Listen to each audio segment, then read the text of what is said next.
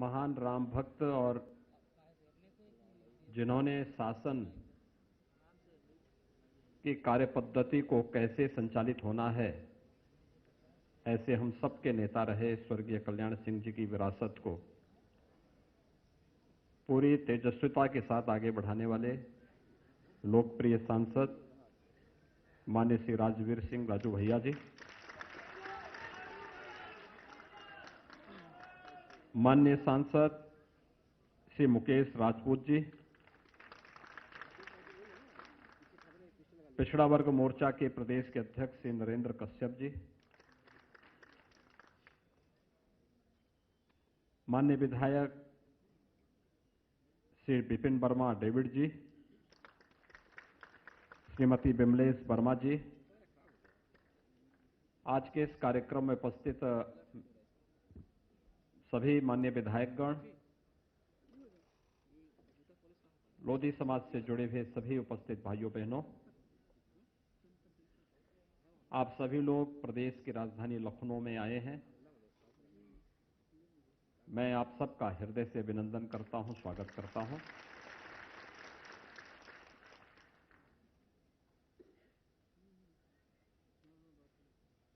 स्वर्गीय बाबूजी की अंतिम संस्कार के कार्यक्रम में और उनके ब्रह्म भोज के कार्यक्रम में मुझे जाने का अवसर प्राप्त हुआ था। लोक नेता और जन नेता कैसा होता है,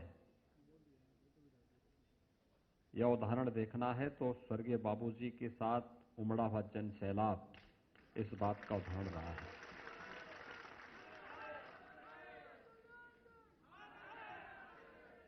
यह वैसे ही नहीं हुआ।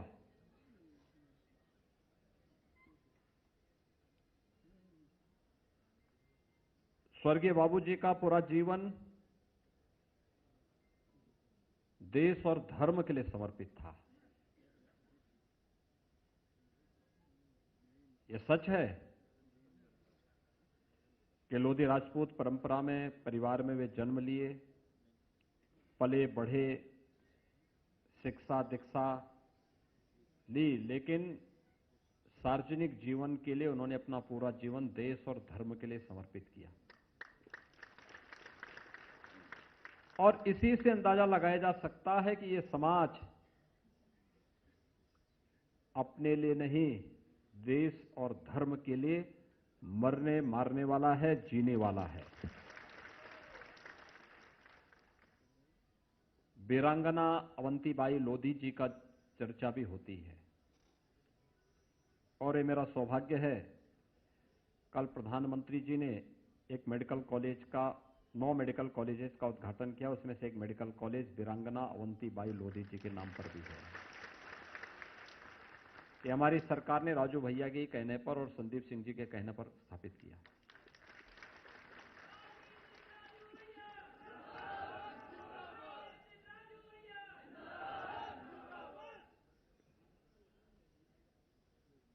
एटा में कोई मेडिकल कॉलेज की बात करता था क्या? कभी नहीं। लेकिन आज मेडिकल कॉलेज बना है। स्वर्गीय बाबूजी की भावना थी और राजू भैया ने कहा कि नहीं, यहां बनना ही है। भाइयों बहनों, आज वहां मेडिकल कॉलेज का कल लोकार्पण का कार्यक्रम हुआ है।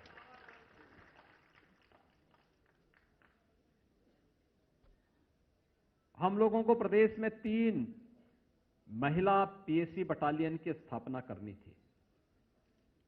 लोगों ने कहा नाम क्या होगा? हमने कहा एक नाम होगा वीरांगना अवंतीबाई के नाम पर। याद करिए, बदायूं का जो केंद्र बना है वह अवंतीबाई जी के नाम पर ही बनाया गया है। पीएसी की महिला बटालियन का नामकरण।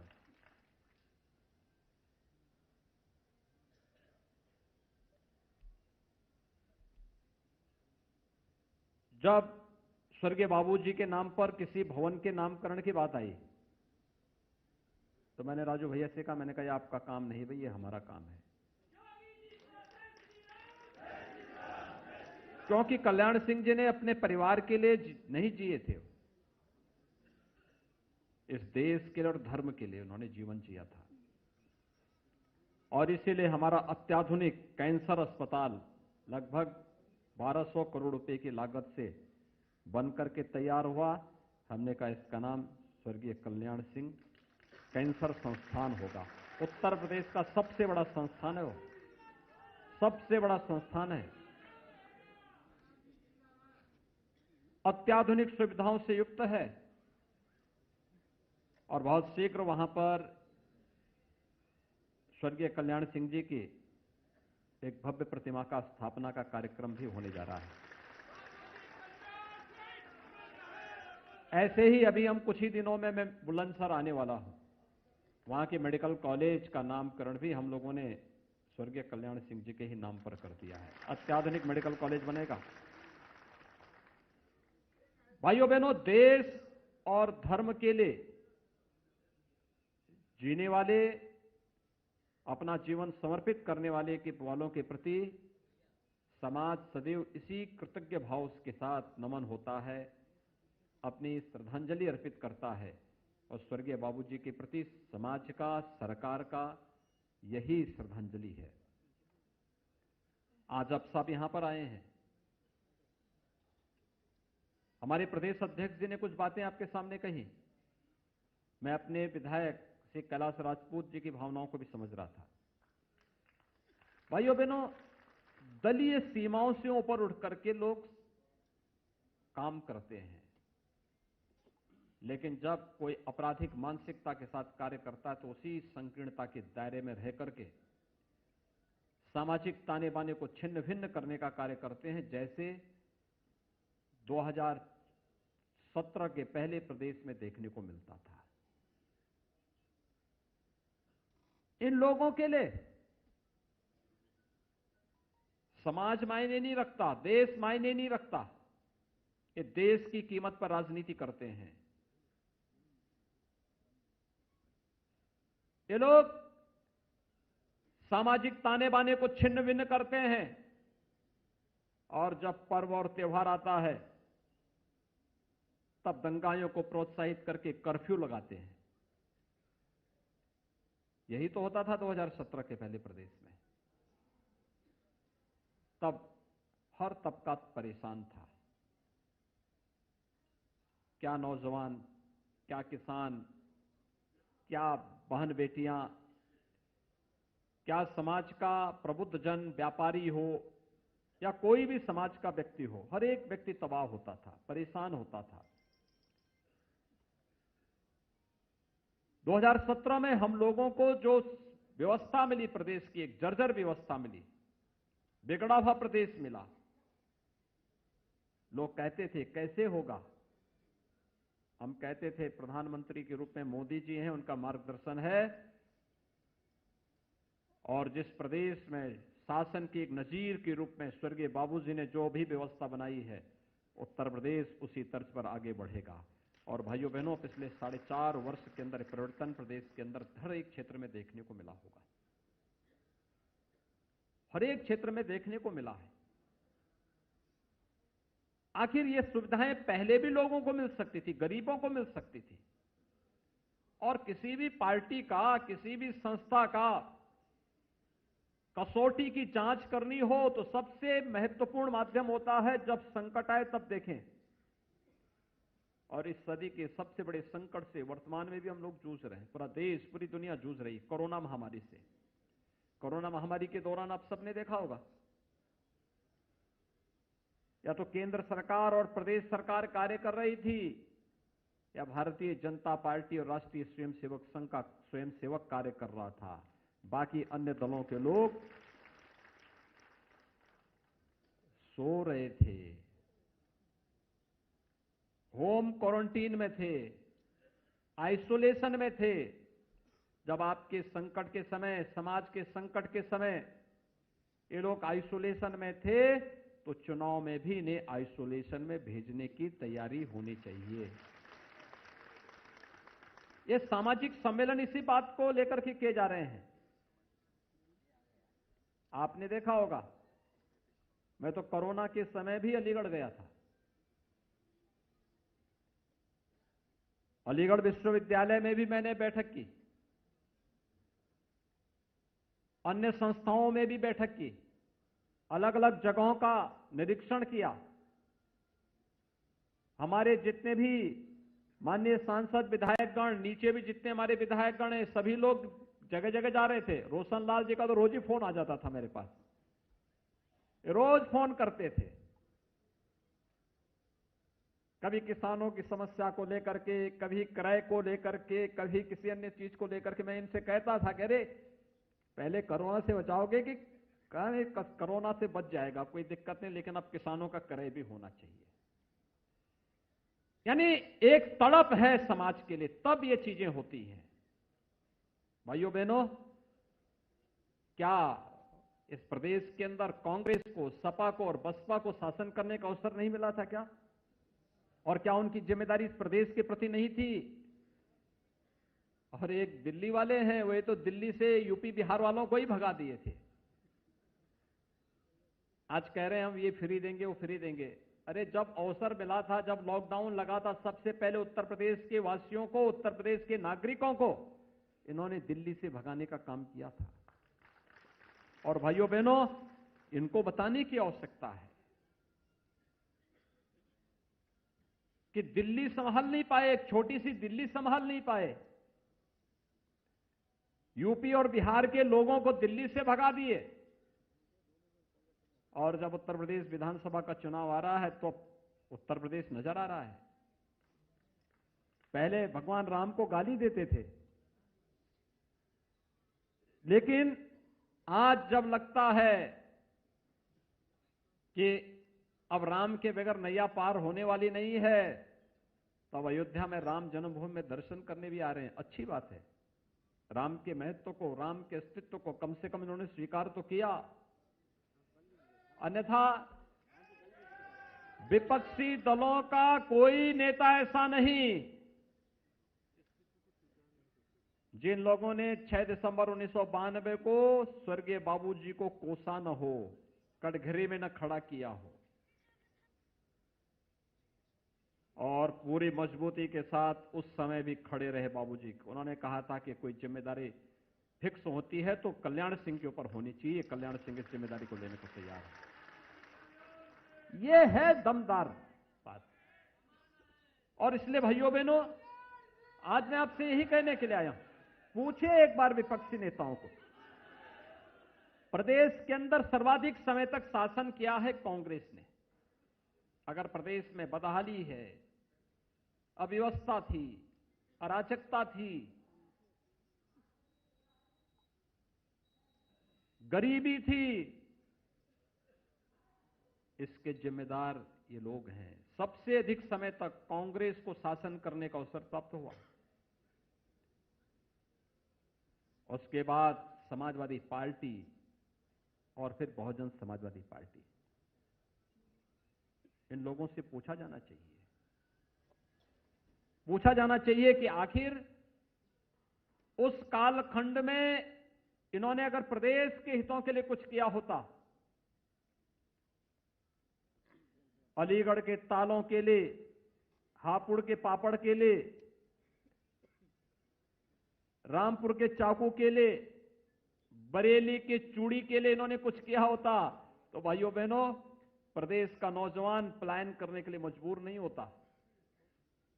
हमारी सरकार ने किया, प्रधानमंत्री मोदी जी के मार्गदर्शन में एक जनपद एक उत्पाद, और आज तो अलीगढ़ में डिफेंस कॉरिडोर का भी एक केंद्र स्थापित होकर के वहां तेजी के साथ रोजगार का सृजन भी होगा, आगे भी बढ़ेगा। स्वर्गीय बाबूजी जब मुख्यमंत्री थे, उन्होंने ताला नगरी के रूप में वहां एक व्यापक निवेश करवाया था, अलीगढ़ को पहचान दिलाई थी हार्डवेयर के क्षेत्र में। आज भी अलीगढ़ का कारीगर बहुत अच्छा काम करता है। सपा ने क्या किया, कांग्रेस ने क्या किया, बसपा ने क्या किया, इनसे पूछा जाना चाहिए।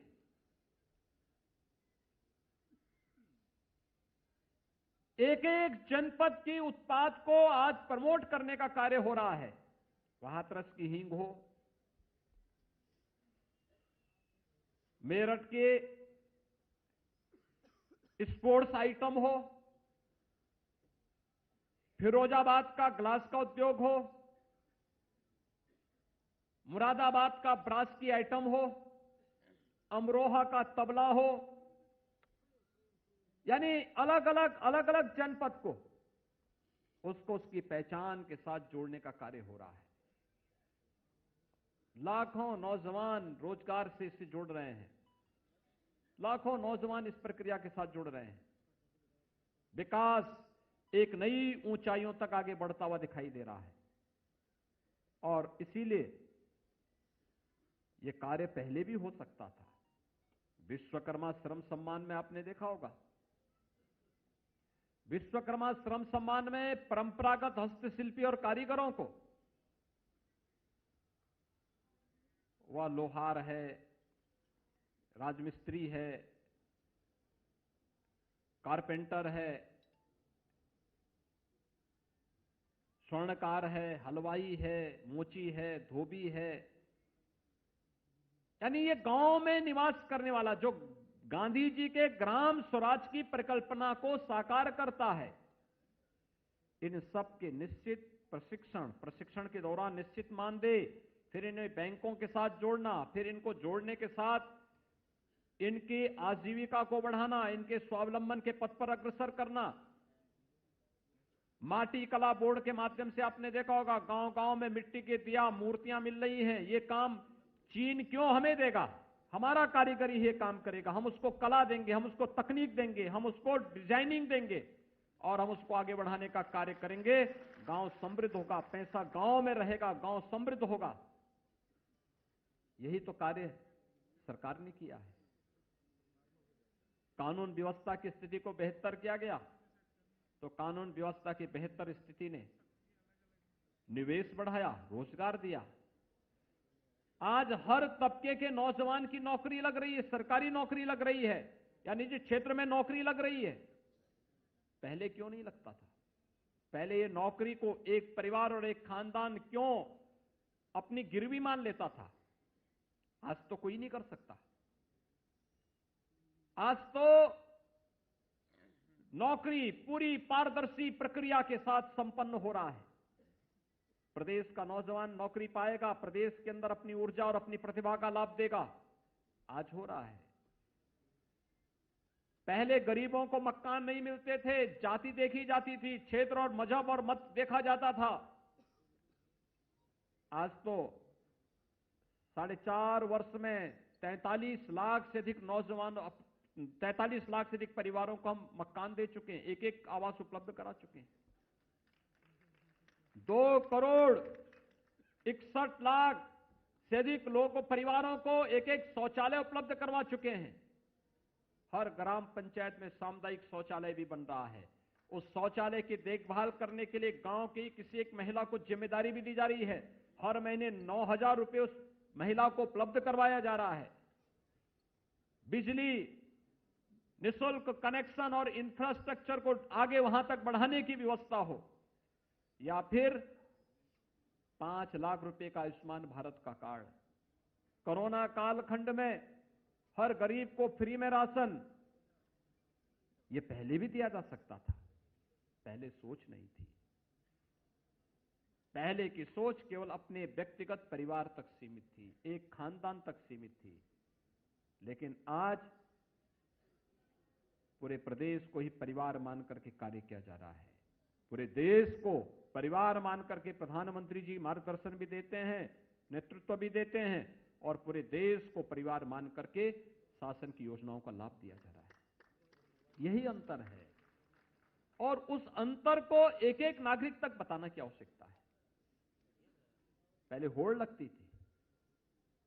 किस बात की होड़ लगती थी? होड़ इस बात की लगती थी कि कौन कितनी अवतार की पार्टी दे देगा, सरकारी आयोजन हो जाए। आज तो नहीं होते। अगर हमारा सेकुलर स्टेटस है तो सबके लिए समान होगा। पहले पर्व आते थे, होली आती थी, दीपावली आती थी, विजयादशमी आती थी, दुर्गा पूजा आती थी, जन्माष्टमी आती थी, शिवरात्रि आती थी, रामनवमी आती थी, कर्फ्यू लग जाता था, पर्व और त्योहार मनाने ही नहीं देते थे। एक तरफ कर्फ्यू, दूसरी तरफ प्रशासन का डंडा। आस्था को कैद करके रह जाते थे। आज तो ऐसा नहीं। आज तो आपकी आस्था के सामने कोरोना भी पस्त हो गया है। आपने देखा होगा, जैसे विजयादशमी आई, कोरोना समाप्त, बड़े भव्यता के साथ विजयादशमी के आयोजन हर जगह हुए। दीपावली आ रही है, कोरोना लगभग समाप्ति की ओर, और पूरी भव्यता के साथ दीपावली का आयोजन हर्ष और उल्लास के साथ, उमंग के साथ हर प्रदेशवासी मनाएगा। भाइयों बहनों, हमें देखना होगा पहले जो लोग थे वे क्या करते थे, कैसे करते थे, किस मानसिकता के साथ कार्य कर रहे थे। अभी मैं देख रहा था औरैया में हमारे लाखन सिंह राजपूत जी आए हैं, वहीं के हैं।